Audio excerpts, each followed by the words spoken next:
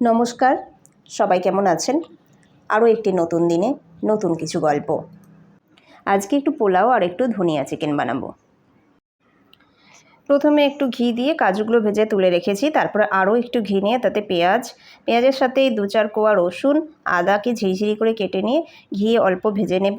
এরপর এতে চালগুলো ধুয়ে জল ঝরিয়ে রেখেছি। হলুদ দিলাম পেঁয়াজের মধ্যে। তারপর চালগুলো তুলে দেব, গোবিন্দভোগ চাল। এরপর তুলে দিয়ে এতে একটু হলুদটা কম পড়েছে, আর একটু হলুদ দিয়ে দেবো। তার সাথে পরিমাণ মতো নুন, চিনি এগুলো দিয়ে, আর একটু আমি কারি পাতা দিয়েছি, কয়েকটা কারি পাতা, আর ভেজে রাখা কাজু এগুলো সব দিয়ে, আর একটা কাঁচা লঙ্কা, এগুলো সব দিয়ে আমি 2 কাপ চালে এই কাপেই মাপে চাল নিয়েছি। তো এই কাপের মাপেই 2 কাপ চালে 6 কাপ জল দিয়ে একদম মিডিয়াম আঁচে বসিয়ে পোলাওটা রান্না হতে দেব। একদম ঝরঝরে সুন্দর পোলাও রেডি হয়ে গেছে। আর গোবিন্দভোগ চালটা যদি ভালো হয় তাহলে পোলাওয়ের গন্ধটা আরও সুন্দর বেরোয়। আর ডোডোর জন্য চিকেন স্টু করছি, সেই জন্য প্রেশার কুকারে আগে বাটার দিলাম, তাতে সাদা জিরে ফোড়ন দিলাম, দিয়ে পেঁয়াজ, রসুন, আদা ওগুলোকে টুকরো টুকরো করে কেটে রেখেছিলাম। তারপরে আলু, বিনস আর গাজর সব সবজিগুলো একসাথে তুলে দিয়ে নেড়ে তাতে নুন,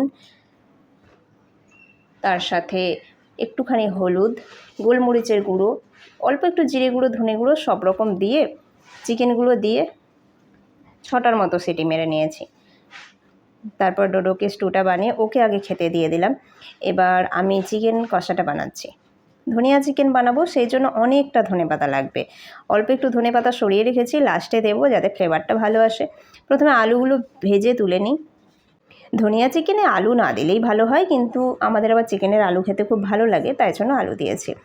প্রথমে কড়াই তেলটা গরম হয়ে গেলে তাতে অল্প একটু চিনি দিয়েছিলাম। চিনিটা লাল লাল হয়ে যেতে তাতে পেঁয়াজগুলো তেলে দিলাম। তারপর টমেটো কুচি, কাঁচা লঙ্কা চিড়ে দিয়ে দিয়েছি।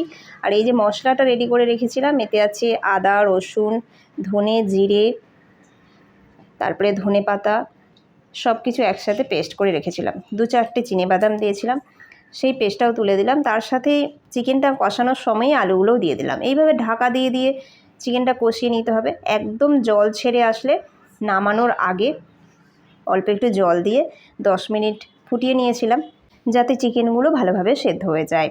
তারপর নামানোর আগে আরও একটু ধনেপাতা, গরম মশলার গুঁড়ো দিয়ে নামিয়ে নিলাম। সবাই ভালো থাকবেন।